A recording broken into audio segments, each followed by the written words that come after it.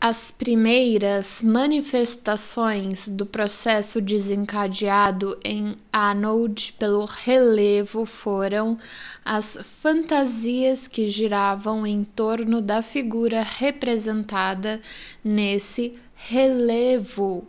A figura parecia-lhe atual no melhor sentido da palavra, e viva, como se o artista houvesse perpetuado no mármore uma visão colhida nas ruas. O arqueólogo batizou a figura de Gradiva, inspirando-se no epíteto do deus da guerra, dirigindo-se ao combate. Travessão. Mar Gradivus dotou a personalidade dela com um número cada vez maior de características. Ela poderia ter sido filha de um alto personagem, talvez de um patrício, ligado ao culto de alguma divindade. Acreditava poder ver nos seus traços fisionômicos com origem grega e, por fim, sentiu-se compelido a removê-la da vida agitada de uma capital para a mais tranquila Pompeia, onde a fazia caminhar sobre as pedras de lava que facilitavam a travessia das ruas. Esses produtos de sua fantasia parecem-nos bastante arbitrários, mas ao mesmo tempo inocentes e inequívocos.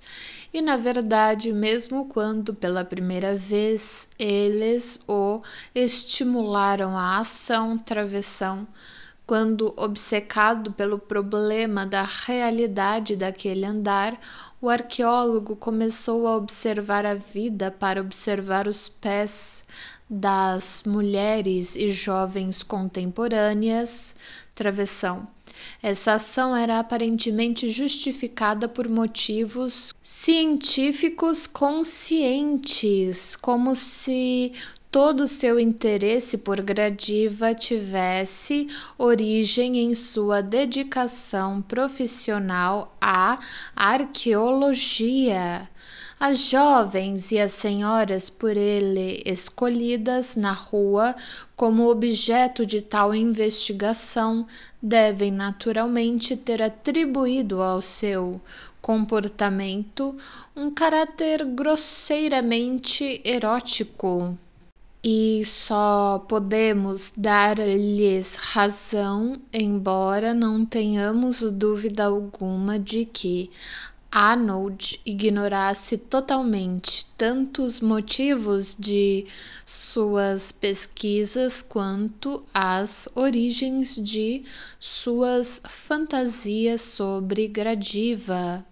Como vimos depois, estas eram ecos das lembranças do seu amor infantil, derivados, transformações e distorções dessas lembranças, após não terem elas conseguido chegar à consciência dele de uma forma inalterada.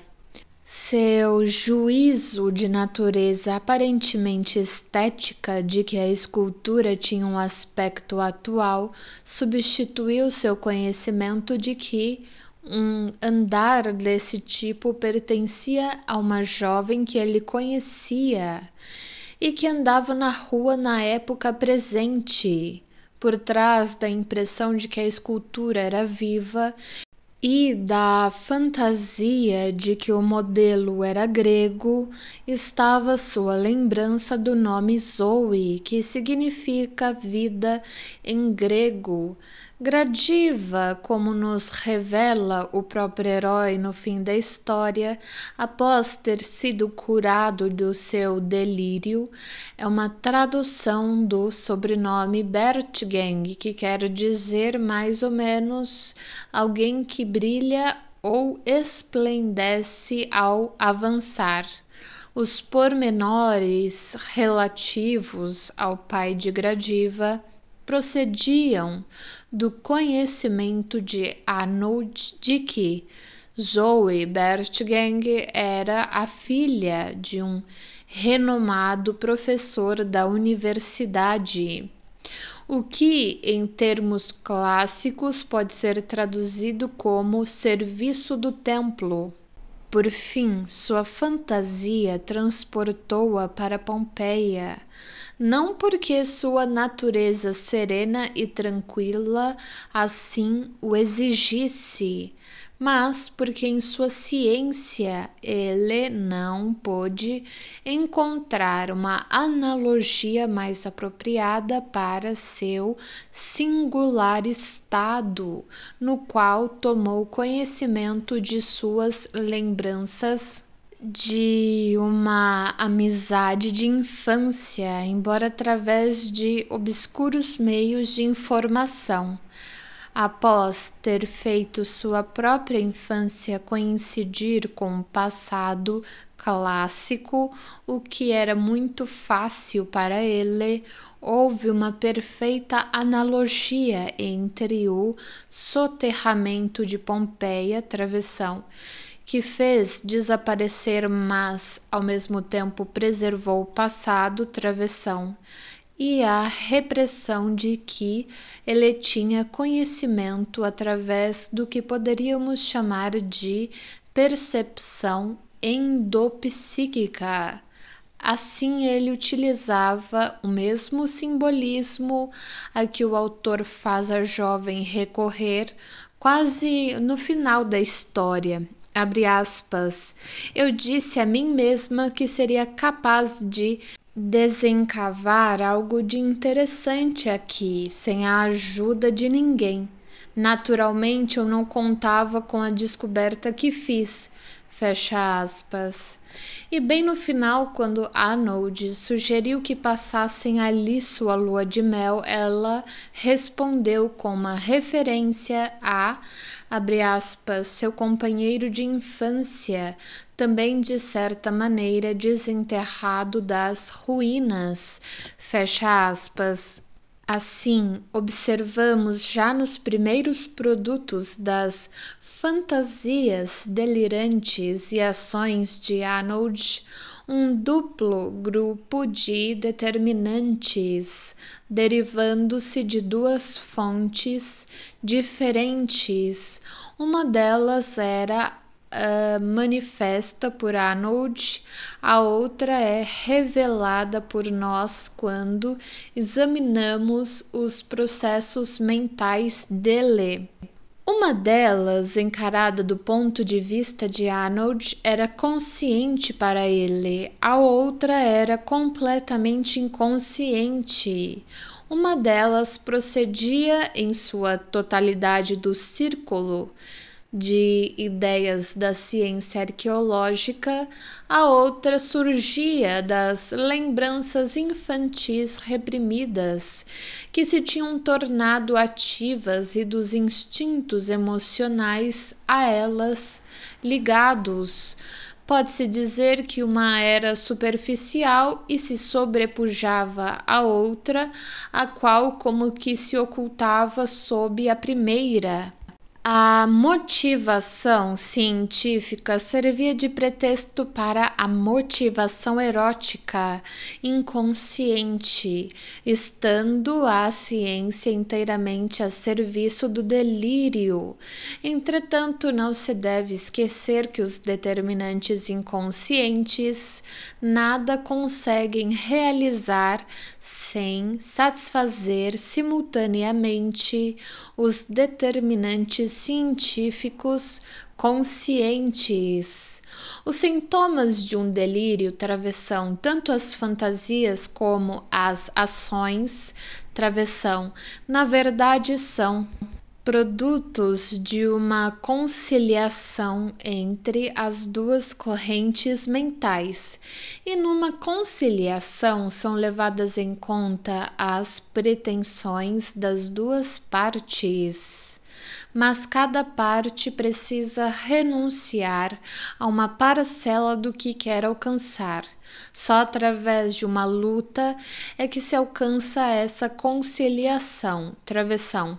No caso presente, através do conflito que presumimos entre o erotismo suprimido e as forças que o mantinham em repressão. Na realidade, essa luta é constante na formação do delírio. O ataque e a resistência são renovados após a construção de cada conciliação, que nunca é, por assim dizer, inteiramente satisfatória. Nosso autor também em conhecimento desse fato e é por isso que faz um desassossego peculiar dominar esse estádio do distúrbio do seu herói como precursor e garantia de novos desenvolvimentos. Essas peculiaridades significativas travessão a motivação dupla de fantasias e decisões e a construção de pretextos conscientes para ações que são motivadas em grande parte pelo reprimido. Travessão surgirão frequentemente e talvez com maior clareza no curso posterior da história e com muito acerto, pois o autor soube compreender e expor a característica principal e indispensável dos processos mentais patológicos. O desenvolvimento do delírio de Norbert Arnold prosseguiu com um sonho que, não tendo sido provocado por nenhum novo evento, parece ter se originado inteiramente de sua mente, onde havia um conflito. Mas façamos uma pausa antes de conjecturar se o autor também demonstra possuir, como esperávamos, uma profunda compreensão da construção dos sonhos. Averiguemos primeiro o que tem a dizer a ciência psiquiátrica sobre as hipóteses formuladas pelo autor a respeito da origem de um delírio e qual a sua atitude quanto ao papel desempenhado pela repressão e pelo inconsciente, assim como quanto ao conflito e às formações de conciliações. Em síntese, vejamos se essa imaginosa representação da gênese de um delírio resiste a um exame científico. E aqui nossa resposta talvez seja uma surpresa. Na realidade, a situação é inversa. É a ciência que não resiste à criação do autor. Entre as pré-condições constitucionais e hereditárias de um delírio e as criações deste, que parecem emergir prontas, existe uma lacuna não explicada pela ciência. Travessão. Lacuna esta que achamos ter sido preenchida pelo nosso autor. A ciência ainda não suspeita da importância da repressão. Não reconhece que, para explicar o mundo dos fenômenos psicopatológicos, o inconsciente é absolutamente essencial. Não procura a base dos delírios num conflito psíquico e nem considera seus sintomas como conciliações. Acaso nosso autor ergue-se sozinho contra toda a ciência? Não, não é assim.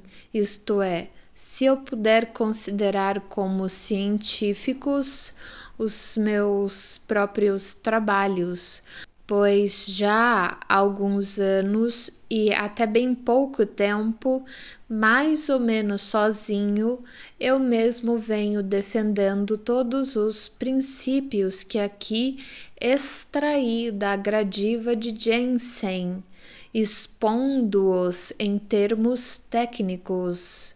Assinalei particularmente em conexão com estados mentais conhecidos como histeria e obsessões, que o determinante individual desses distúrbios psíquicos é a supressão de uma parcela da vida instintual e a repressão das ideias que representam um instinto suprimido, e pouco depois apliquei esses mesmos princípios a algumas formas de delírio.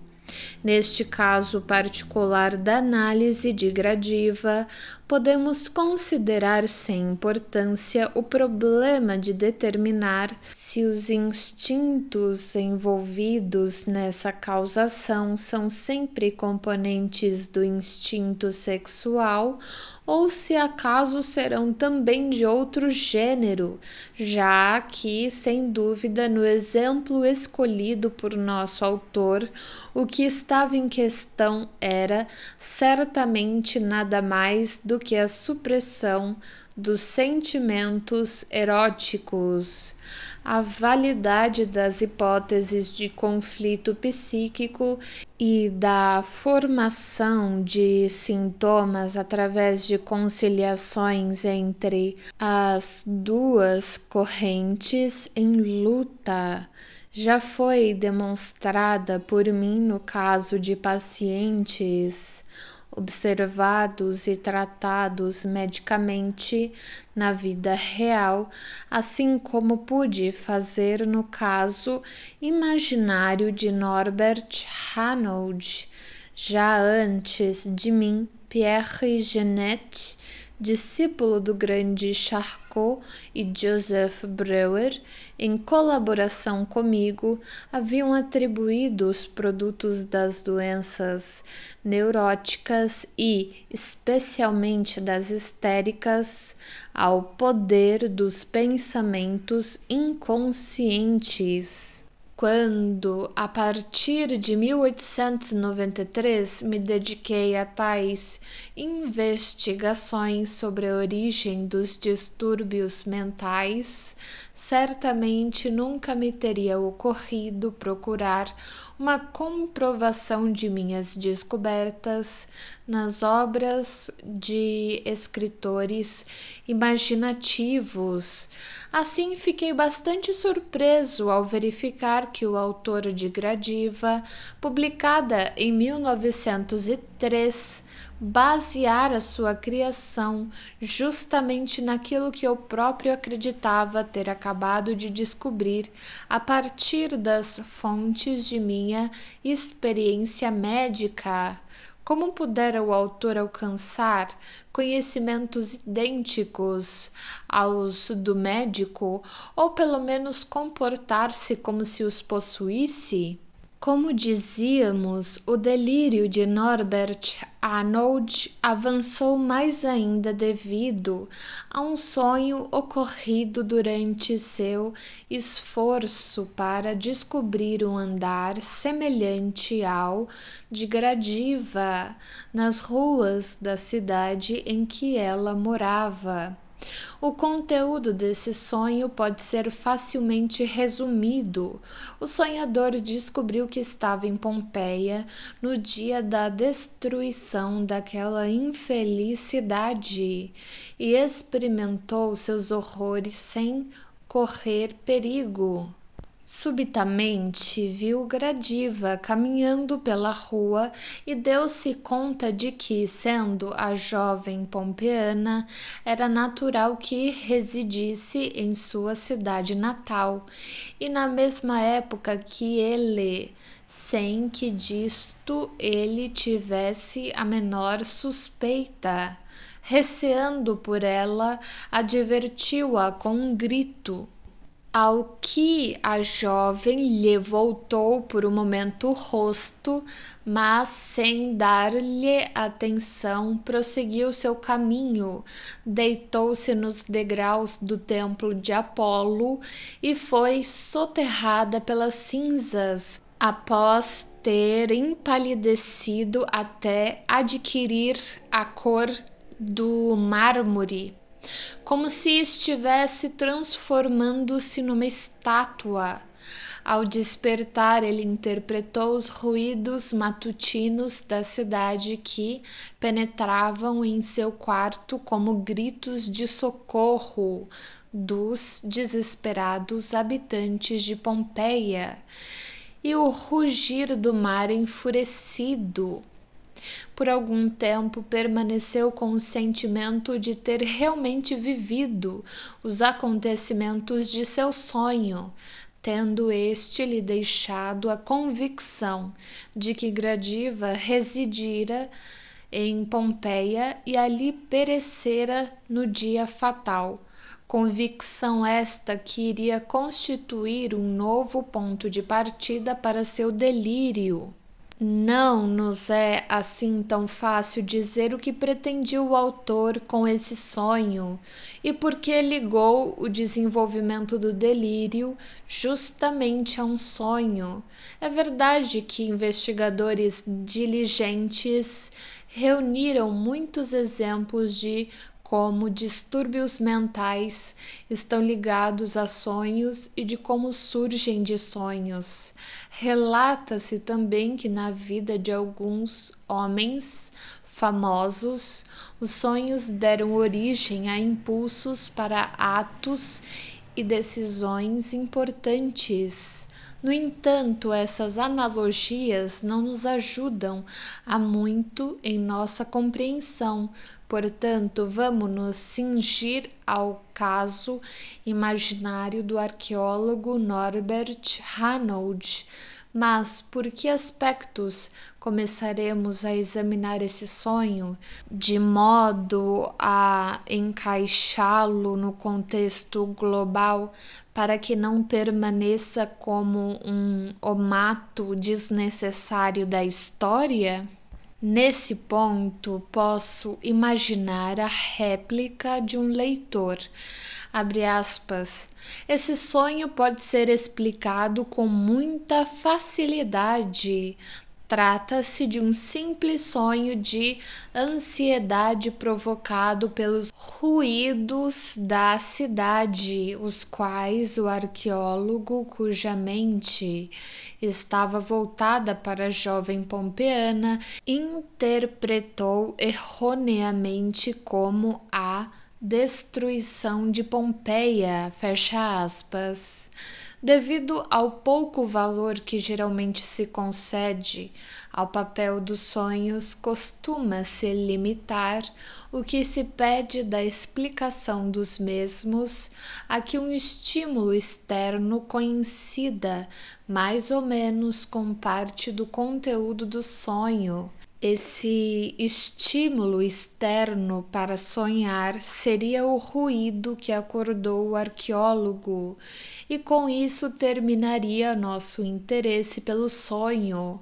Mas se ao menos tivéssemos alguma base para supor que naquela manhã o ruído da cidade era mais intenso que o normal, se ao menos, por exemplo, o autor não tivesse deixado de nos dizer que, contrariando seus hábitos, Arnold dormira com as janelas abertas. Que pena que ele tenha omitido isso.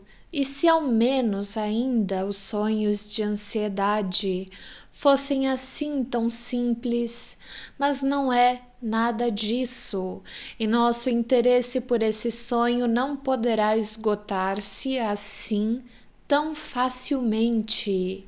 Para a construção de um sonho, não é essencial um vínculo com um estímulo sensorial externo externo. Aquele que dorme pode ignorar um estímulo desse gênero a partir do mundo externo, pode ser despertado pelo mesmo sem construir um sonho, ou, como aconteceu aqui, pode incorporá-lo a seu sonho, se isto lhe convier por alguma razão.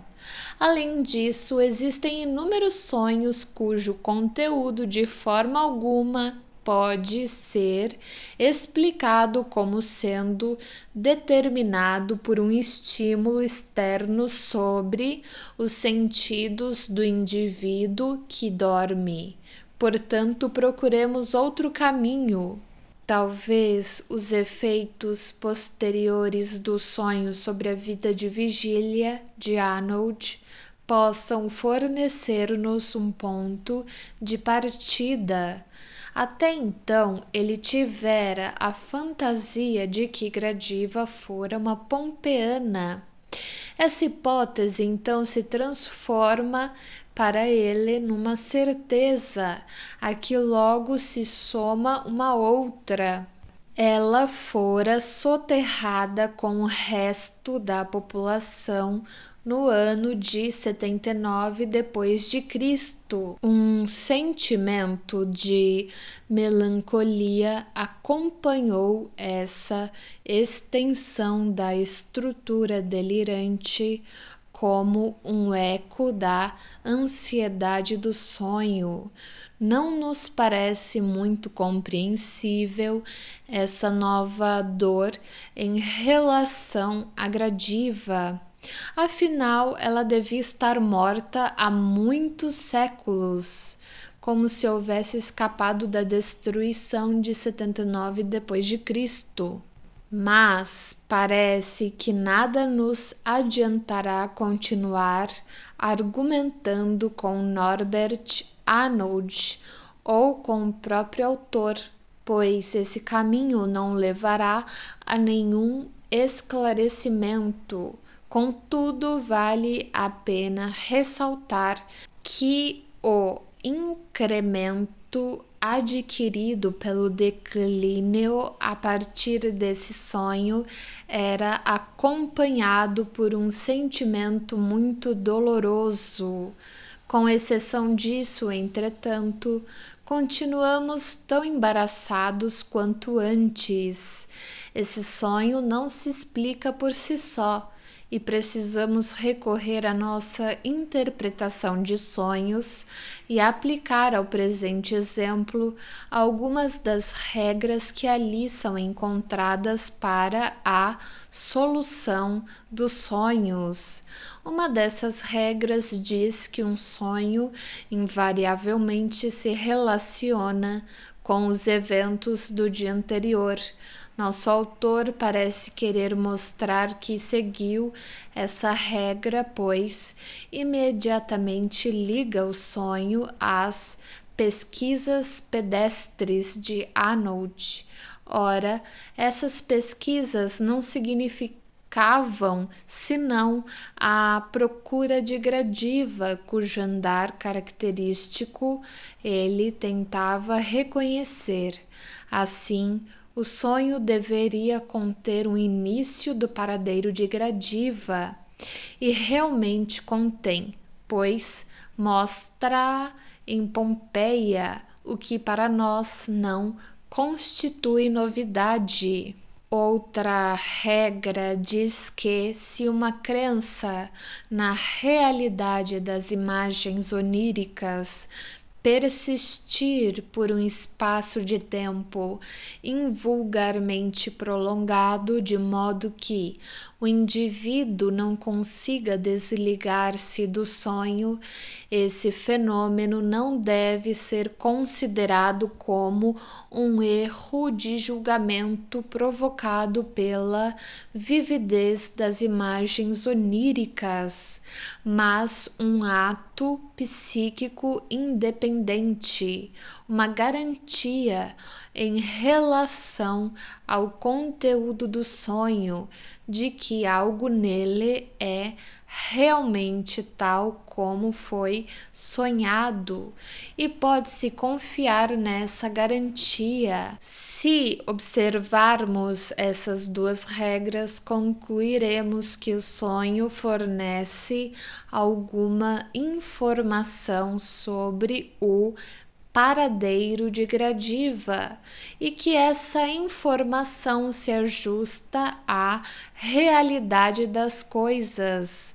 Já conhecemos o sonho de Arnold. Será que, aplicando-lhe essas regras, extrairemos dele algum sentimento plausível? Por estranho que pareça, sim. O que acontece é que esse sentido está de tal forma disfarçado que não o reconhecemos de imediato. O sonho informou a Arnold que a jovem que ele procurava morava numa cidade em que ele também vivia. Ora, essa informação sobre Zoe Bertgang era verdadeira, só que no sonho essa cidade era Pompeia e não uma cidade universitária alemã. E o tempo não era o presente, mas o ano de 79 depois de Cristo. Tratava-se de uma distorção por deslocamento. Em vez de Gradiva no presente, tem-se o sonhador transportado para o passado. Entretanto, mesmo assim, um fato novo e essencial é transmitido. Ele está no mesmo local e na mesma época que a jovem que ele procura.